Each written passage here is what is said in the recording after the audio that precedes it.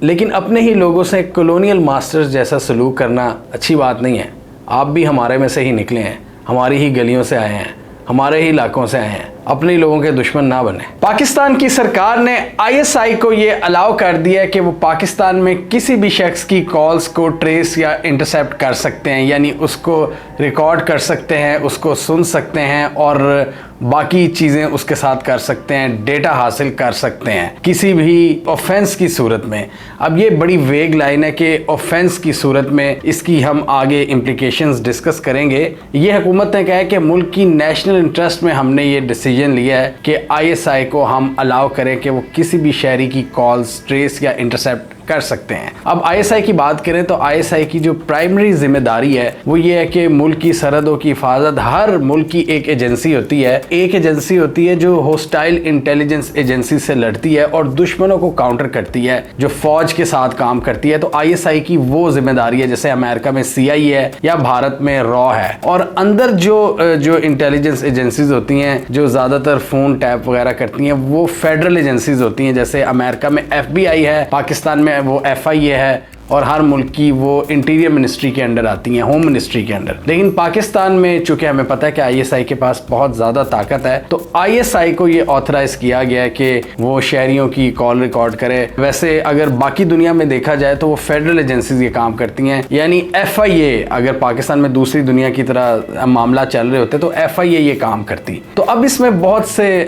सवालात हैं जो जन्म लेते हैं कि इसका क्या मतलब है, कि मतलब आईएसआई जिसकी जो जिम्मेदारी है वो सरहदों की हिफाजत करना, होस्टाइल इंटेलिजेंस एजेंसी से लड़ना, भारत से लड़ना, अब वो क्या पाकिस्तान के जो आम शहरी हैं उनसे कन्फ्रंटेशन करेगी। ये चीज तो हम देख रहे हैं कि पिछले कुछ सालों से कि पाकिस्तान की स्टेट के ऐसे रवैये हैं कि कई जगहों पर ऐसे लगता है कि स्टेट और अवाम आमने सामने खड़ी होगी। और हम हमेशा ये बात करते हैं कि ये तासुर कभी भी नहीं जाना चाहिए कि पाकिस्तान के इदारे और अवाम एक दूसरे के आमने सामने आकर खड़े हो जाएं, क्योंकि हमने हिस्टोरिकली देखा है पाकिस्तानियों ने पाक फौज से बड़ी मोहब्बत की है। और ये अभी पिछले कुछ सालों में काफ़ी मसले मसाइल आए हैं, पॉलिटिक्स में एस्टेब्लिशमेंट की मेडलिंग और बहुत से ऐसे मसले जन्म लिए हैं। जनरल बाजवा की हमने देखे कुछ एक्शंस, उसकी वजह से लोगों ने काफ़ी ज़्यादा तनकीद की है। और हम तो उस वक्त से ही कह रहे हैं, हमारी जिससे भी जितनी हमारी दोस्ती हैं, हम तो सबको यही पैगाम पहुँचाते हैं कि कन्फ्रंटेशन वाला नज़र नहीं आना चाहिए कि जो आपके मुहाफिज हैं, जो आपका तहफ़्फ़ुज़ करने का जिनका मैंडेट है, वो अवाम के सामने ही आकर खड़े हो जाएं और अवाम उनसे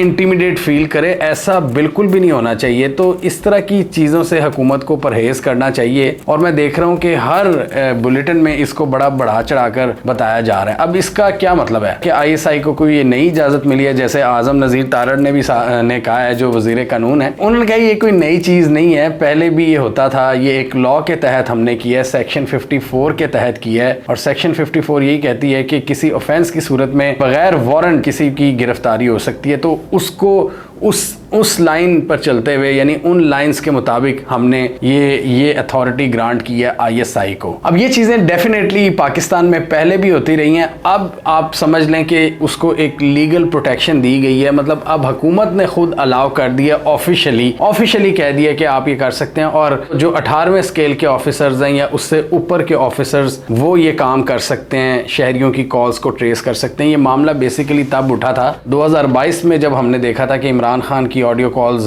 लीक होना शुरू हो गई थी। तो बुशरा बीबी और ये पीटीआई के कुछ लोग ये गए थे, ये कोर्ट्स में गए थे, उन्होंने कहा था ये इलीगल है, ये सारी हरकतें जिस तरह फोन टैप किए जाते हैं। तो उसमें इस्लामाबाद हाई कोर्ट के जो जस्टिस थे उन्होंने भी काफी सवालात उठाए थे, जस्टिस बाबर सत्तार ने। तो अब ऐसा लग यही रहा है कि जितने ये सवालात हो रहे थे उस वक्त आईएसआई की तरफ से कहा गया था कि ये कोई आम हैकर्स ने ये कॉल्स लीक किए हैं, हमारा इसमें कोई किरदार नहीं है। और उस वक्त यही कहा गया था कि मतलब पाकिस्तान की एजेंसियों के पास ये इख्तियार नहीं है, मतलब ऑफिशियली नहीं है, अनऑफिशियली बेशक वो कर रहे हो। तो अब उसको ऑफिशियल बना दिया गया है कि आपकी जो टॉप इंटेलिजेंस एजेंसी है वो आपकी कॉल्स टेप कर सकती है। अब इसमें बाकी मुल्कों में क्या प्रेसिडेंट है, अमेरिका वगैरह की बात करें तो लीगल तो वहां पर भी नहीं है, लेकिन हमें पता है एफबीआई वहां पर कैसी कैसी हरकतें करती है। मैं देख रहा था एक आर्टिकल आर्टिकल पढ़ा था कि दुनिया के डिफरेंट जगहों पर क्या इस हवाले से लॉज हैं। सऊदी अरब की हुकूमत बड़ा चेक एंड बैलेंस रखती है, चाइना की हुकूमत अपने शहरियों पर नजर रखती है, मतलब बगैर वारंट या बगैर इजाजत वो कर सकते हैं ट्रेस। बाकी स्कैंडिनेवियन कंट्रीज हैं, ये बिल्कुल नहीं अलाउ करते, ये इसको ह्यूमन राइट्स के खिलाफ समझते हैं, शहरी आज़ादी की कि बिल्कुल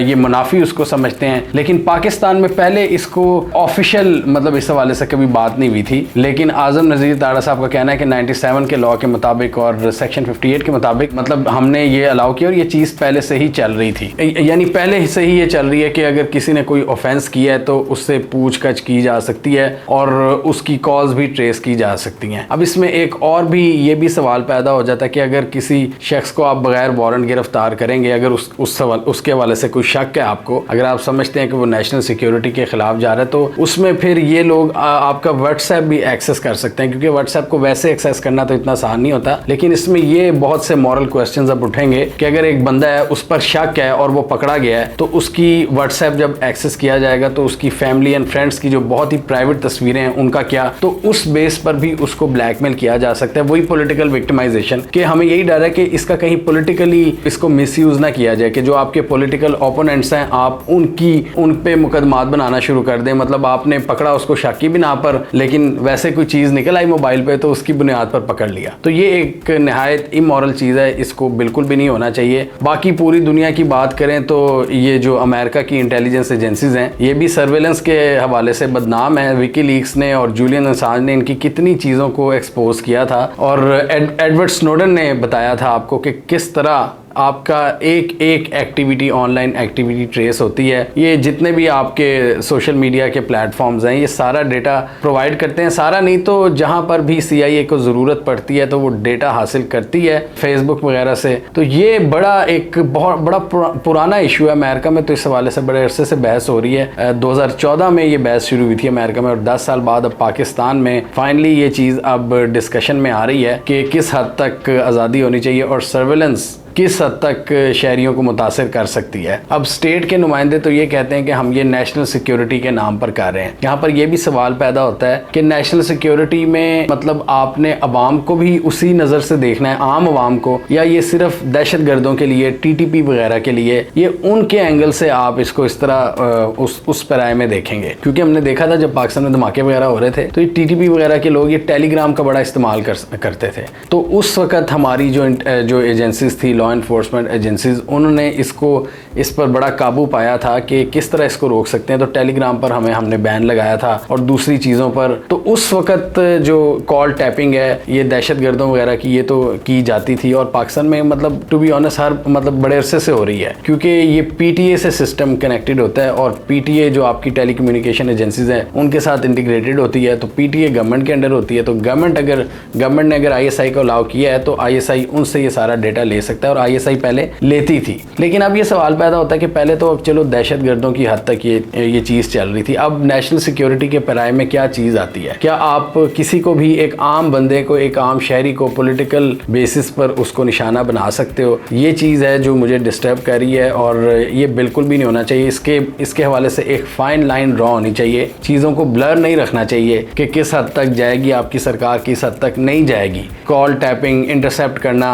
अब अगर आप वैसे कॉल्स को ट्रेस कर सकते हो जो कि आपके पास पहले भी कैपेसिटी है और आप करते भी हो, लेकिन उसके बाद जब आप बगैर वारंट गिरफ्तारी करोगे तो किस हद तक आप उसके प्राइवेट डेटा को ब्रीच करोगे, ये एक बहुत बड़ा सवालिया निशान है। मतलब मुझे कोई पकड़ेगा और कहेगा कि लाओ जी अपना मोबाइल दो, उसमें वो किस हद तक रद्दोबदल कर सकता है। हो सकता है कि वो चीज़ें डाल दे उसके अंदर, आपके मोबाइल फ़ोन में वो डेटा इंसर्ट कर दे जो आपका था भी नहीं, और आप पर इल्ज़ाम लगाया जाए। बिल्कुल इसी तरह जैसे पंजाब पुलिस इस हवाले से बड़ी बदनाम है ना, कि जब वो पकड़ती है तो ऐसे ही वो चर्च की छोटी सी वो पैकेट रख देती है कि जी यहाँ इनसे इतने ग्राम चर्च बरामद हुई है, जो कि उनकी नहीं होती, या हेरोइन रख देती है। तो इस तरह यही सवाल पैदा होता है कि इस डेटा में कोई रद्दोबदल तो नहीं की जाएगी। व्हाट्सएप वैसे तो इतना आसान काम नहीं है उसको ट्रेस करना, लेकिन किसी बंदे को पकड़ कर व्हाट्सएप के अंदर उसका डेटा ब्रीच करना, ये एक बहुत बड़ा सवालिया निशान है। बाकी कॉल्स की बात करें, वो तो पहले ही हुकूमत के पास कैपेसिटी है, वो तो कर रही है। तो ये जो नई पावर्स इन्होंने दी हैं, इससे ये होगा कि बहुत से लोगों का जो डेटा है वो दाव पर लग जाएगा। और इसमें एक चीज़ रखी है कि 18वें ग्रेड का ऑफिसर ये कर सकता है, मतलब निचले ग्रेड के जो ऑफिसर्स हैं वो ये नहीं कर सकते, जो ISI में होते हैं, जो मतलब ग्राउंड उनके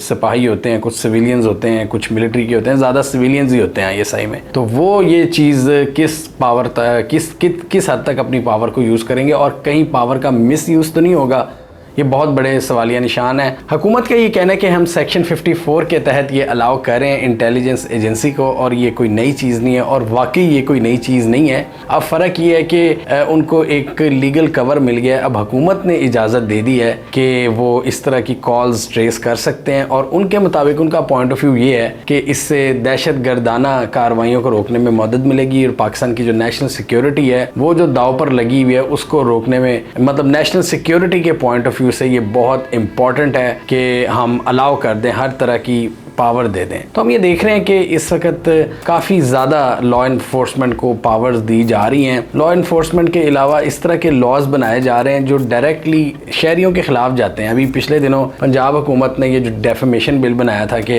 मतलब अगर कोई सोशल मीडिया पर किसी के हवाले से बात करे तो एक आम बंदे को ये तुन सकते हैं। तो इस सारे कानून हम देखें तो एंटी पीपल ही नज़र आते हैं, क्योंकि इसमें क्लैरिटी नहीं है कि किस हद तक पकड़ा जाएगा। जैसे 2014 का नेशनल एक्शन प्लान था, उसमें पता था आवाम को कि यार हमारे साथ हमारी रियासत खड़ी है, ये दहशतगर्दों के खिलाफ जाएगी। उसमें मिलिट्री कोर्ट्स की बात हुई थी, और ज़्यादातर एक इमेज यही था कि मिलिट्री कोर्ट्स दहशतगर्दों के अगेंस्ट यूज़ होंगी। लेकिन अब ये जो सारे इकदाम किए जा रहे हैं ये बड़े एंटी पीपल लग रहे हैं मुझे, और एक फर्स्ट हैंड जो इम्प्रेशन है वो यही जाता है कि ये लोगों के खिलाफ है। तो कभी ऐसा इम्प्रेशन नहीं आना चाहिए कि आपकी स्टेट या आपकी लॉ इन्फोर्समेंट एजेंसीज अपने लोगों के खिलाफ ही खड़ी हो गई हैं। इस इम्प्रेशन को सरकार दूर कर सकती है और आपकी रियासत दूर कर सकती है। जो लोग ये क्लेम करते हैं कि हम अवामी नुमाइंदे हैं और अवाम के वोट जीत कर आए हैं, उनको इस चीज़ का ख्याल रखना चाहिए। अवामी उमंगों का भी थोड़ा सा ख्याल रखें। जैसे मैंने बात की थी कि अक्सर होता है कि अवामी उमंगें और स्टेट के जो ख्वाहिशात हैं वो अक्सर